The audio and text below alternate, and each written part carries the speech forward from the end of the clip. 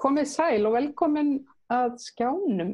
Þetta þátturinn Öryrkjaráðið sem að ég, María Pétursdóttir og Ásta Þórdís Skjaldal erum með núna, meðan allavega við erum í þessu ástandi, þessu COVID-ástandi. Við ætlum aðeins að svona taka stöðuna á fólki, á öryrkjum og fjalla bara almennt það sem snýr að okkur sem að erum langvegg, og við ætlum að taka stöðuna á bara ástandinu eins og það í þjóðfélaginu núna líka í gegnum þennan faraldur sem við erum að upplifa. Margir í mikilli einangrun, ennþá meiri einangrun en vanalega. Oft þessi hópur samt líka í mikilli einangrun, en við viljum vera sýnileg og láta aðeins í okkur heyra líka og taka púlsinn. Við ætlum að vera til skiptis, þannig að ég núna í dag, Ásta Dís verður á morgun. Ég með einn gest í dag, hann Unnar Erlingsson, sem að mig langar aðeins að heyri. Unnar, þú ert grafískur hönnuður, faðir, eiginmaður, ert með ýmsa titla. Núna ertu búin að svona feta þín fyrstu skref í þessu hlutverki og þú hefur verið pínlítið áberandi núna undanfarið. Þú komst fram í mjög góðu viðtali á síðunni Við erum líka hér, og svo aftur á málþingi ÖBÍ núna nýlega, þar sem kjarahópurinn var með málþing, og þar bara held ég að þú hefur vakið mjög mikla athygli í rauninni með bara, einlægri frásögn af þinni upplifun. Mér langaði bara aðeins að fá að spjalla við þig þetta líka. Þannig að hvað segir? Ég ætla að byrja því samt að spyrja. Þú ert á Egilsstöðum, ekki alltaf hvað við snjóan það hjá okkur?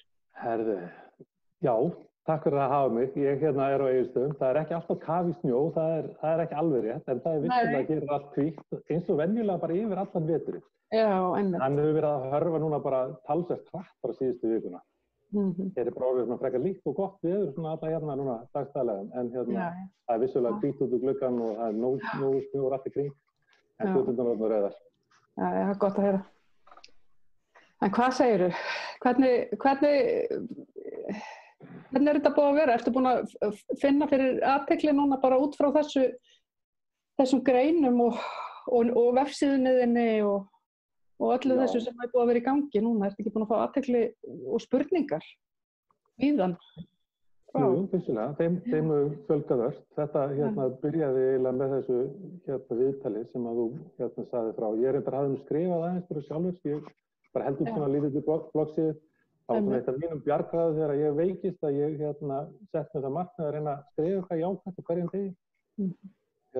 Setti í loftið litla vefsíðu sem ég kallaði ekki gefast upp og reyni bara svona að tala inn í, náttúrulega fyrir sjálfa mig, en öll góð ráð til uppbyggilegrar umræðu náttúrulega fyrir alla, og þetta var bara hvatning sem að breytist hægt og rólega út og fjöldi fólks þekkir. Síðan skrifaði ég nokkra svona pistla sem voru kannski ekki bara til þess, heldur meira bara svona að segja frá mér og náttúrulega fjöldi fólks sem að þekkja mig, og maður talar, það skrítið svona, það alltaf erfitt að tala veikindi, og það getur líka verið mjög þreytandi að tala veikindin sín. Allir forvitnir maður en alltaf að segja það sama, og svo átta með þessu líka á því að það bara mjög erfitt að setja sig í spor þeirra sem að takast á veikindin ef maður hafi gengið í gegnum eitthvað slíkt saman, eitthvað svipað. Ég hef oft sagt að þetta sé eitthvað svona játt til það að það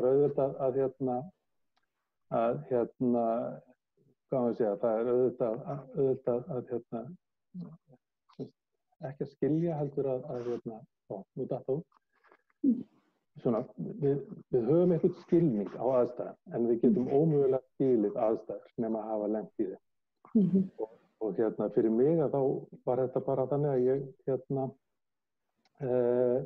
fór eitthvað svona að segja frá minni upplifun mitt, og bara til dæmis þetta. Það var nú einn af pistlunum sem komst eitthvað á skrið, það var þegar ég uppgötvaði það, ég væri aumingi eða öryrki, og ég bara lagði það út frá því að orðabókarskilgreining á aumingi á öryrkja að hluta til svo sami. Það bara maður með skerta starfsgetu, og þannig að það hljómaði dálítið illa að vera aumingi, og það eiginlega svona dálítið hitti mig þannig að það hljómaði eiginlega ennþá vera að vera öryrki. Já, það er mjög athyglisvert einmitt. Já, að auðvitað viljum við ekki hugsa þannig öryrkja, en ég held að allavega, ég er náttúrulega alltaf að endurspegla bara mitt viðhorf til þessara hluta. Ég er alltaf að átta mig betur og betur hvað ég var fordómafullur gagnvart þessu, en það hafði ég engan skilning, ég hafði ekkert vit á þessu, þetta var bara eitthvað fólk sem ég hafði ekki mikið snertiblöð við. Og þeir sem að ég hef og hafði snertiblöð við, var ég kannski ekki rosalega mikið að setja mig inn í þessar kringumstæður. Og þá var svo þetta viðtal sem þú vitnaði til sem að Gunnar Smári kom hann settist niður með mér svona eina eftirmiðdagsstund og ég unni bara svona rak sögu mína í stuttu máli og hann skrifaði þessi grein og þetta var eiginlega bara svona þetta opnaði augum mín alveg rosalega mikið. Hann hitti á svakalega marga bletti sem að ég var ekki einhvern veginn að fókusa á, sem hann var að upplega. Og það var meðal annars þetta bara, og kannski svona inngangurinn í greinina þetta. Ég siti á Reykjalundi, ég er í aktífri meðferð við þessum veikindum og athuga hvort það sé hægt að gera eitthvað fyrir mig. Þegar ég bara sé fólki í kringum í hvaða stöðu það er. Ég er bara áttað með því að þó að ég sé ekki í frábærum málum og þá er ég bara í frábærum málum. Og bara allt viðhorf gagnvart þessum hópi eða þessum einstaklingum, það bara þurfti að breytast. Og síðan, síðan þegar ég bara held áfram, þá ég til dæmis einmitt á Reykjalundi að þá hitti ég félagsfræðing, nú heitir félagsráðgjafi. Þá er ég búinn að vera í alveg bara heilmiklu ströggli, náttúrulega bara búinn að vera heilsulaus í meira en 3 ár. Reyna að fóta mig, reyna að halda einhverju verkefni og vinna. Ég nefndir ég grafiskur önnur, ég reki mín eigin auglýsingastofu og verið svona sjálfbær með mín verkefni bara í áratug eða meira, 20 ár. Og þetta bara svona, ég bara missti þetta svona hægt og rólegur höndunum, ég bara hafði enga starfsgetu. En ég var alltaf að reyna og ég átti náttúrulega góða vinni og alls konar og maður var svona að hjálpa eitthvað aðeins, rettaði einhverju smávegis og maður svona tvittaði þetta áfram. En þarna þegar ég sest niður hjá þessum félagsráðgjafa, þá er ég nú fyrsta lagi að koma þessu að. Það var nú bara fyrsta skipti sem að ég áttaði mig á þessu í heilbrigðiskerfinu. Það var eitthvað sem að ég sest niður og það var bara fyrsta setningi var eitthvað á þessa leið. Já, sælunar, ég er búinn að vera að kynna mér gögnin og það var nú bara í fyrsta skipti sem ég heyri það eitthvað staðar úr íslenska heilbrigðiskerfinu. Ég hafði einhvern veginn alltaf mæta það væri komið svona mappa þig. Já, eitthvað bara búinn að setja sig inn í þetta. Mér fannst það mjög notaleg tilfinning. Þetta var umsöðalist uppáhalds manneskjan mín á svæðinu. En næsta spurningu er þessu, nú ert þú búinn að vera án atvinnu eða í þessu ferli í rúm 3 ár. Hvers vegna ertu ekki orðin öryrki? Já. Og það eiginlega bara, það áttaði mig á því. Ég bara hafði aldrei litið þannig á að ég væri öryrki. Ég ætti að vera öryrki. Og ég hafði alltaf verið stór og sterkur og meira heldur en það að það ætti bara aldrei við mig. Ég bara leiti ekkert á þessu kost eða mögulegt. Og svo kom spurningarnar eftir. Þar á vegferðinni átti ég einhvern veginn að íta þá takka eða hringja þeim bjöllum eða akkur hefur enginn nefnt þetta við mig áður, ég er búin að tala um nákvæmlega lægna leiðinni og fagfólk, en þarna var það bara eitthvað svona sem að þarna voru fyrstu skrefin mín stíðing til þess að sækja örorkulífeyri til dæmis og kynna mér réttindi mín, þá kom til dæmis í ljós að ég átti bara réttindi víðar og átti ekki rétt á örorkubótum vegna þess að ég átti inni réttindi og þetta var eitthvað sem að svona einhvern veginn kom bara til mín á þess að ég hafi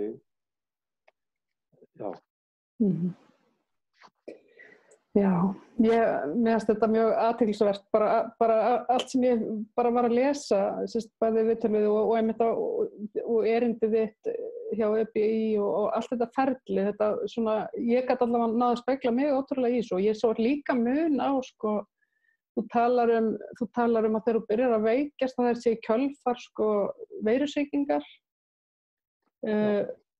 Það er nákvæmlega eins og var hjá mér, skilurðu, fyrir 20 árum síðan, sama veirusýkingin. Já. Nema ég veikist harkalega af sjúkdómi sem var strax hægt að setja merkimið á og einhvern veginn fatlast strax og þar með ég sett á örorku sko bara viku seinna liggur við. Að því læknirinn minn, hann segir við mig á þessum tíma, þú munt, það er svo dýrt að vera veikur, þú munt finna fyrir því, en þú getur reynt að halda áfram að vinna og endilega reyndu að vinna eins og þú getur, en þú munt þurfa að vera á örorku, einhver tímann.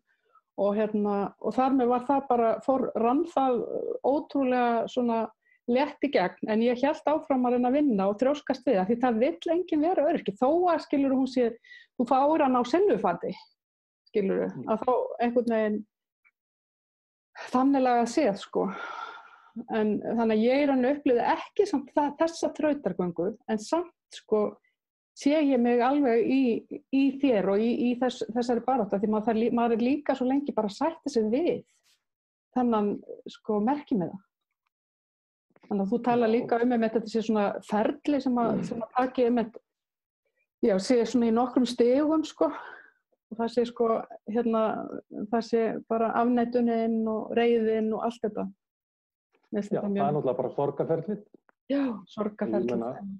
Og það kannski tengist ekki því að vera að fá miðan öryrki eða eitthvað slíkt. Það er bara að þurfa að sætta sig við að aðstæður hafa náttúrulega breyst gríðarlega. Í mínu tilfelli var ég bara þessi, ofurvirki einstaklingur, hafði alltaf nóg, gat alltaf gert. Ég hef aldrei verið, eins og ég sagði þarna einmitt í beislinu mínu, ég hef svona verið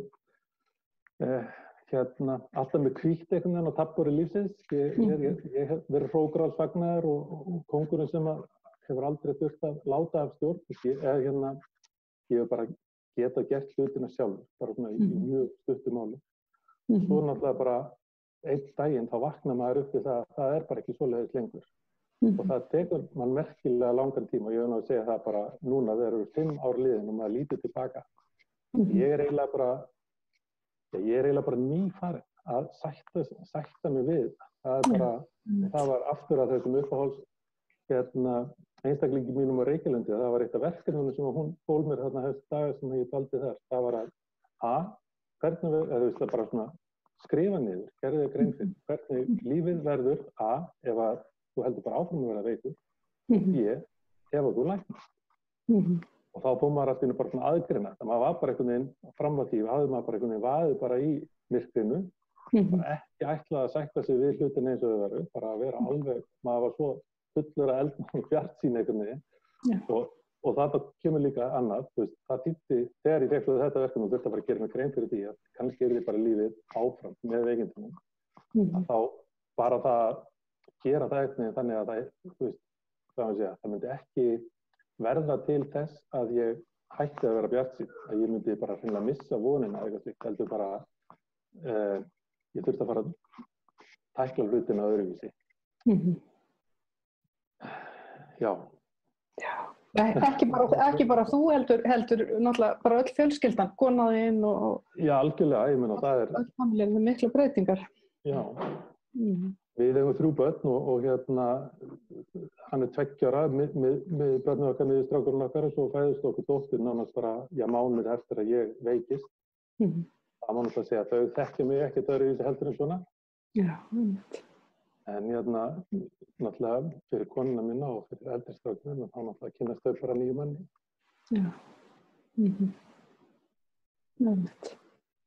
Hvernig, segðu mér annað, því nú er það reynsla margra að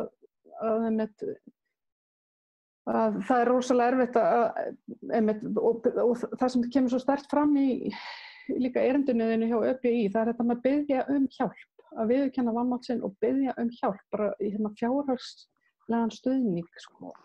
Við geta ekki verið skaffarinn einhvern veginn lengur og og svo eru margir sem einhvern veginn, og þú tala líka þarna, að einhver vinurinn hafi verið að segja þér einhvern tíðan áður hvað hann fengi í örorku og þú hefur hugsað bara, já, nei, ég geti aldrei þegið þetta. Þannig svo bara stendur fram fyrir því að þú bara verður að gera það. Já. Eða biðja einhvern fjárhagslegan stuðning Og en þú ert ennþá bara á hálfri örorku. Er það hægt? Já, það eru þessar spurningar núna sem maður er að takast á við. Ég til dæmis sem núna eru liðin 5 ár og ég er nú bara ennþá í ykkur ferli. Ég er í ykkur skylmingum núna við Tryggingastofnun. Já, þú ert ennþá í baráttunni í rauninni. Já, ég fæ ekki metna nema 50% örorku og það er einmitt góð spurning og það er bara spurning sem ég er ennþá að finna svarið. Hvernig virkar 50% örorka? Ef að það þýðir að ég eigi þá að geta unnið 50%, þá þýðir það að mér hefur eitthvað mistekist þessi 5 ár, því ég hef ekki getað unnið í 5 ár. Þannig að ég veit ekki hvernig þeir komast að þessari niðurstöðu fyrir það fyrsta. Svo fylgir 50% örorku og þá fylgir eitthvað sem heitir örorkuuppbót. Nei, það er ekki örorkustyrkur. Hann er upp á 35.000 krónur á mánuði. Þannig að ég veit að mér ef ég geti verið í 50% starfi og þegi þá 35.000 krónur fyrir hinn 50%, þá ég ekki alveg hvernig framfærsla það er. Nema ég væri í mjög góðri vinnu í 50%. Þannig að það er bara fullt á svona, sem maður er bara svona, já, þú veist, hvernig og hvernig er hægt að sitja fyrir framan lækna eða sérfræðinga, ég veit ekki á, þú veist, vitandi það að ég hef ekki getað unnið í 5 ár, ég er búinn að fara í gegnum starfsendurhæfingu og virk og fá þar í rauninni bara svart á hvítu að starfsendurhæfing sé fullreynd og ég sé ekki að bara, eða þú veist, þeir geta ekki hjálpað mér. Já. Og svo fer ég nokkur viðtölu viðbútt og þá fæ ég þessa niðurstöðu. Ég veit ekki hvernig þetta virkar. Og maður heldur áfram bara.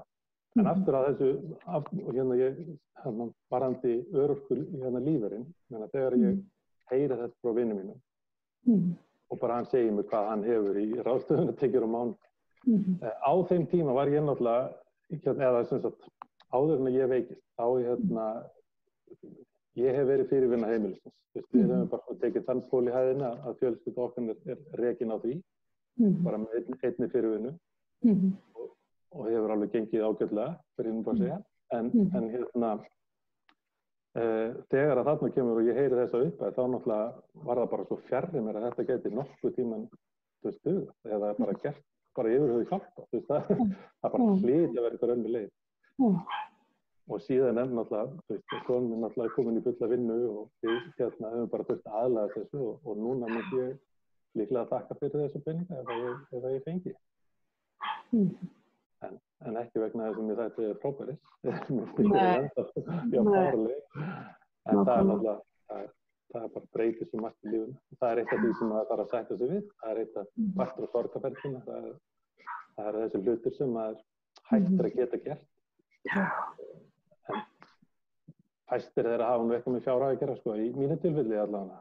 En auðvitað, ég hef bara átt svo óbúslega góða allt, ég hef bara haft nógu mikið til þess að þurfa ekki að falla. Ég myndi aldrei segja að ég væri fátækur. En svo er það reyndar annað. Ég skrifaði nú í pistil það daginn. Varðandi þetta með fátæktina. Ég bara heyri rosalega, það er eiginlega bara fyrst núna sem maður heyrir fólk koma fram og segja þér fátækt. Já, fólk er byrjað að skila skömminni. Mér finnst það svolítið vera málið. Já, og svo er það líka þetta, að því að það er stöðugur eða hvað maður segja, kannski ágreiningur, allavega að skipta skoðanir það hvað þessi mörk eiga að liggja. Já. Við höfum núna eitthvað sem er framfærslu viðmið, sem er orðið opinbera tölur og við erum svona mátt okkur við, en það er mjög augljóslega dottið langt frá því að við séum búin að samþykkja það sem eitthvað viðmið. Við núna bara, já, þannig að, þú veist, hversu langt eða hvaða maður að setja sig við áður maður út í þetta. Og hversu, þú veist, af hverju er það svona niðrandi að kalla sig, eða segja að vera fátækur? Já, eins og það sé bara okkur að kenna. Já, það er náttúrulega málið. Þú veist, það er þetta með það að við séum aumingjar. Já, það er nefnilega hluti skýringuna. Því að uppeldislega þá erum við dálítið, ef við getum ekki unnið fyrir okkur, ef við eigum ekki í okkur á, þá erum við aumingjar. Þá eigum við ekkert betra skýring. Og þetta kristallast náttúrulega sérstaklega í sjúkdómum sem eru, hvað maður segja, sjálfskapaðir. Þú veist, fíknisjúkdómar til dæmis eða eitthvað slíkt. Þá náttúrulega, það er ekstra mikið. Já. En svo er náttúrulega líka annað. þetta með, já, ég meina það sem við bara lendum í og þá bara svona, óöpinn. Já.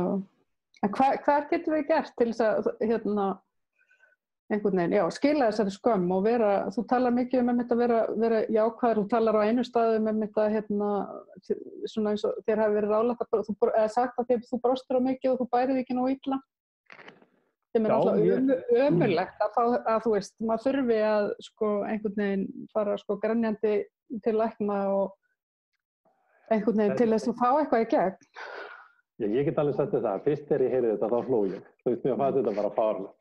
En ég alveg búin að reka með þetta nokkur sinnum og það eru nokkrir, bæði heilbrigðisstarfsmenn og líka bara fólk sem hefur einhverja þekkingu og reynslu, bara hreinlega sagt þetta. Bara, þú veist, klappur auðvitað bara Unnar, það er ekki eftir að hjálpa þér að brosa svona mikið.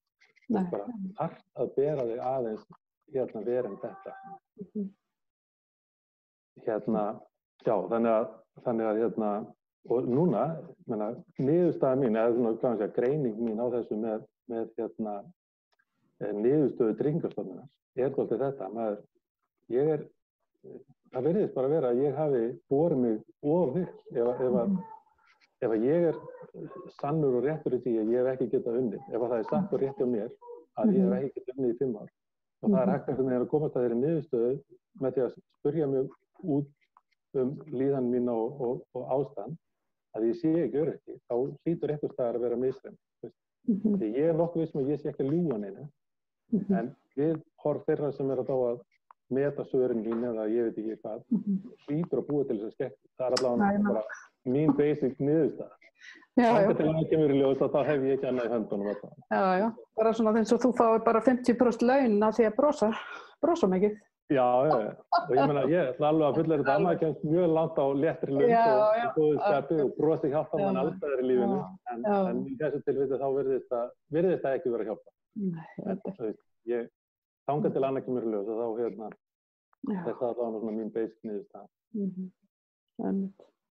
Svo breytist alveg, ég svona hef fundið fyrir því hvað breytist á svona viðhorfs til lífsins líka og bara til bara svona að maður sér eitthvað. Ég hef fundið fyrir því bara að ég sé hús í niðurníðslu. Þá ég ekkert eitthvað að heyra hvað voðalega þessi ekki að sinna húsin. Það fyrsta sem ég hugsa bara þarna hlýtur að búa einhver veikur eða gamall eða einhver sem bara getur ekki sinnt þessu. Þannig að maður svona, já, maður fer að sjá hlutina svolítið öðruvísi. Já. Eða veit maður ganga með önnu gleru eiginlega. Algjörlega. Bara allt svona, þetta eru svona litlu hlutir hérna í kringum. Við búum í svona sæmilega stóru einbýlishúsi og það til dæmis hvernig lítur það út fyrir að vera öryrki þegar maður býr út í stóru húsi?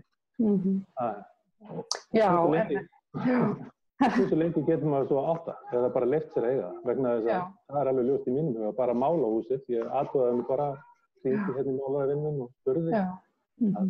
Það kostar næstu í árstekjurnar mínar af lífeyrisgreiðslum. Bara að fá það málaða utan. Og viðhald á húsi, ef að því sæmilega sinnt. Bara opinberar tölur segja 2% af byggingarkostnaði. Þannig að það bara segir alveg sjálft að öryrkja honum ekki gert að viðhald á húsinu. Nei. Það í rauninni náttúrulega bara með eign, bara þú þarft í rauninni að éta upp allar þínar eigur helst. Kerfið einhvern veginn hannað þannig að þú kemst illa upp með að eiga neitt. Já, það má kannski segja. Þú færði einhvern veginn, þetta er svolítið, mér finnst kerfið svolítið vera þannig að maður þarf að vera rosalega flinkur í því allavega til þess að komast einhvern veginn fram hjá alls kyns svoleiðis núansum. Þannig að Þetta er ein af áskorunum. Það eru nefnilega ansið margar. Ertu að hitta eitthvað annað fólk í þinni stöðu eða ertu svolítið svona einn með þetta? Já, ég er það nú alveg. Það er að segja, ég er náttúrulega búin að fara í gegnum til dæmis starfsendurhæfingu í nokkra mánuði og var ég náttúrulega umvafinn svona fólki eða umkringdur eða bæði. svo náttúrulega finnum maður þetta með fólkið sem í sömu stöðu eða takst á við sömu veikindi eða sambærileg einkenni. Það svona kemur bara á leiðinni. Þetta gerist fyrst og fremst í gegnum netið, maður kynnist fólki. Ég ennþá í þeirri stöðu, ég hef sjálfur sér enga greiningu. Þeir finnir ekkert aður mér. Það nú eiginlega eitt af því erfiðasta við vinnustöðu eða hefur verið. Ég hef ekki getið mikið að kalla mér neitt. En svona, maður náttúrulega ekki það skiptir neinu máli nema mögulega til þess að fá eitthvað gegn stöðu sem eitthvað viðurkennda. Já. Ég held að það sé líka samt sko, ég þekki marga sem hafa gengið með langa þrautagangu af því að þeir hafa ekki fengið sko greiningu á sín veikindi strax og þetta náttúrulega partur af líka fordómum held ég, það eru fordómar gagnvart fólki sem bara og minn sjúkdómar og þannig, ég með MS-sjúkdóminn og hann var kallaður í mörg ár letiveikinn af því hann var ekki kominn af og mér finnst þetta alltaf svolítið skemmtilegt að pæla í þessu út frá einmitt öðrum sjúkdóm, síþretu og einhverju svona öðru sem er ennþá að fólk í þeirri stöðu er ennþá að berjast fyrir greiningum og en það kemur svo dagur að þetta verður ekki kallað auðmýkjaskapur eða leti eða einhver svona óútskilið veikindi, þú veist þetta mun fá nafn. Vefjagigtin komið með nafn, skilur, hún var ekki með nafn heldur á tímabili. Akkurat. Þannig og já, MS-sjúkdómurinn var bara letiveik, fólk nennti ekki að labba. Bara latt. Ég fíblast stundum með þetta, sko. Ef ég er slæm, sko, þá ég er bara svolítið slæm að letiveikinu núna. Það þýðir ekkert annað. En já. Grín heimilinu, það bara, hrestuðu bara við, farðu út að labba. Já. Það er einhvern veginn lækningi við öllu. Já, akkurat. Hrestuðu bara við. Já, einmitt. Ég hef einmitt komist að því í þessari göngu minni, að ég er ekki að fara að hreyfa mig til heilsu, ég er ekki að fara að borða mig til heilsu. Einmitt. Ég er náttúrulega, ég veit ekki hvað það verður, en ég er með mín svona skref, mitt prógram, mín vinna er svolítið bara að reyna við þetta jafnvægi í lífinu mínu, að ég sofi örugglega nóg, ég hreyfi mig örugglega hæfilega og ég borði alltaf hollt, bara þannig líður mér best, það þýðir ekki að mér líður neitt frábærlega. En heilt yfir það fækkar erfiðu dögunum og styttir. Ertu ekki að fá svona ótal ráð frá fólki? Alveg prófaðu þetta, prófaðu að borða bara gulrætur eða prófaðu það. Jú, það algjörlega og í hver skipti sem í þessu skipti sem ég er eitthvað svona orðið áberandi á fyrir þessu skrif mín eða þessa framkomu þá kemur alltaf svona smá hrina sem er frábært. Ég ætlum ekki að segja ég elti hvað sem er, náttúrulega heilmikið hefur maður bara útilokað og búin að prófa og allt svona. En ég held ég að segja ég er nú að prófa ýmislegt.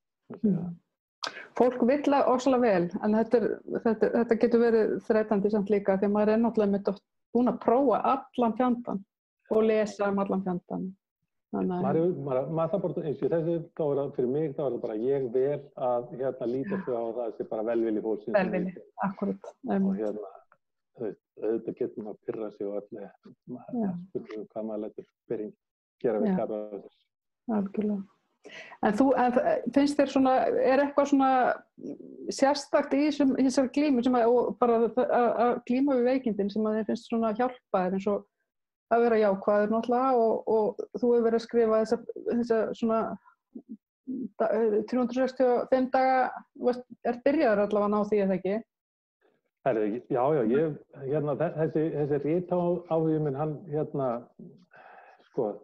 byrjaði að skrifa bara svona stuttar hvatningar undir yfirskriftinni ekki gefast upp. Já. Og síðan hefur þetta svona leitt mig bara alls konar. Það er bara, þetta er eitt af því sem ég er nú alltaf ég unnið við auglýsingar, ég hef alltaf svona tengist við texta og mál og en aðalega í grafík þó. En þetta verður bara alltaf svona risastór áhugamáli. Allt í einu fer maður að semja einhver ljóð og maður fer svona að leika sér með málið og finna einhver skemmtileg orð og maður fer að einbeita sér að hrynjanda frekar heldur en einhver öðru og svona. Þannig að hljómi vel og allavega. Þannig að þetta er bara árið skemmtilegt og uppbyggilegt, þú veist, fyrir mig. Og svo náttúrulega bara svona svona, hvað maður segja, rúsinin í pilsendunum að hérna maður er alltaf að hugsa, ok, þú veist, við lesturinn á þessu, hvað skil ég eftir? Hvað tekur fólk með sér, þú veist, þegar það er búið að lesa? Já, einmitt. Þannig hef ég bara svona dottið nálgast þetta. Ég er ekki að vera að skrifa neina bók. Ég er ekki í löngum texta. Ég ekki bara úthaldi ekki nótulegt. Ekki ennþá, kannski breytist. Nei, akkurat. Hver veit, já. En þetta er eitt af því sem hefur komið sér alveg gríðarlega vel fyrir mig og ég bara fengi alveg ofsalega mikið einmitt bara svona velvilja og góðvild frá fólki. Þú veist að fólki nóg er af hinn í kringum okkur. Og það er nú bara eins með geðslagi almennt. Eins og við virðum svona almennt neyjast frekar aðeins neikvæða. Við þurfum að hafa fyrir, þú veist, bara gamli vísdómurinn að það eru 2000 sinnum fleiri vöðvar sem þarf til þess að brosa heldur en ekki og eitthvað svona. Við þurfum að hafa meira fyrir því að gera það sem er gott og það sem er jákvætt. Þetta er meira innbyggt í okkur. Já, einmitt. Sama tíma eins og með samt okkar svona baráttu fyrir bættum kjörum annað, þá þurfum við samt líka einhvern veginn að vera gagnrýnin og láta í okkur heyra. Þannig að þetta er oft svolítið svona, og við verðum oft sár og reið og maður finnur, ég fann allavega fyrir því eins og núna ríkisstjórnin er að ákveða eins og bara, já, það lifir auðvitað enginn á minna en 400.000 Nei. Fyrir þessar hlutabætur og eitthvað svona, þá verður maður bara svona, nú, ok, erum við ekki talið með eða auðvitað særir þetta, Þannig að maður þarf svona, já, en svo það maður samt skilur, maður þarf svo á þessu jákvæða að halda líka til að bara halda heilsu og einmitt, að halda sér streitulausum. Upplifir það líka? Ég held að það sé nefnilega partur af, ég fann fyrir því allavega með partur af því að geta ekki unnið, það snýst svo mikið að halda sér streitulausum. Já, það er bara engin spurning. Í mínu tilfelli var það þannig og er enda bara streita er algjört eitur í beinunum. Og það var eitt af því sem maður upplifði bara fyrst, eitthvað sem ég bara hreinlega bara, já, nánast hafði ekki, ég ætlum ekki að segja að ég hafi alveg verið streitulaus fram að veikindi. En hvað þurfti rosalega lítið að því var bara þolmörkin minn, þau voru bara horfð. Það bara, þú veist, það þurfti ekki nema 2 til þess að tala við mig einu og þá var ég bara í paník hvað ég ætti að gera. Það var stórkostlega. En þannig að, já, maður þarf að verja sig gagnvart því neikvæða og maður þarf að einhvern veginn umkringja sig því jákvæða og það er svolítið erfitt þegar maður er bara staddur í myrkraðri kompu og sér ekki neitt. Það segir sig alveg sjálft og ég bara veitna alveg það fyrsta skipti frá ævinni eftir veikindi þá fer ég að upplifa ótta bara, þú veist, til dæmis eins og framfærslótta, það var bara eitthvað sem ég hafði aldrei svo mikið sem hugmynd. Allt í hennu bara gæti bara væri bara ekki hægt og það var hugmynd sem var svo fjarri mér. Bara að takast á þessum hluti, það er alveg meira að segja það. Hvernig finnst þér núna í þessu COVID-i? Ertu hræddur við veruna? Ég er það ekki, en það er nú bara, núna til dæmis, þegar konan mín lendir í sóttkví og við erum með 3 börn á heimilinu. Ef ég veikist, eða það er að segja, já, leggst einn daginn sem að ég gerði til dæmis 22 sinnum á síðasta ári. Það er svona undanbil 50% líkur að ég veikist á hverju 2 viknum tímabili. Þannig að það er bara svona, það er ekkert svigur. Maður hefur ekkert svona einhvern veginn auka. Þannig að ég er ekki hræddur við veiruna sem slíka. Ég taka það fram. En bara öll þessi áhrif. Þau eru streituvaldandi. Akkúrat. Herðu, það var frábært að heyra þér. Við erum bara unnið nota tíma. Þetta var alveg, já, mjög áhugavert að heyra í þér. Og ég vona bara, kannski fæ ég til þess að vera aftur með okkur eitthvað og fleirum í þessum þáttum, eitthvað í framtíðinni. En ég bara óska ykkur fjölskyldunni góðs gengis núna í áframhaldandi baráttu. Og þér í þínu stríði áfram. Takk kærlega fyrir komuna. Takk sömuleiðis. Bless, bless. Bless.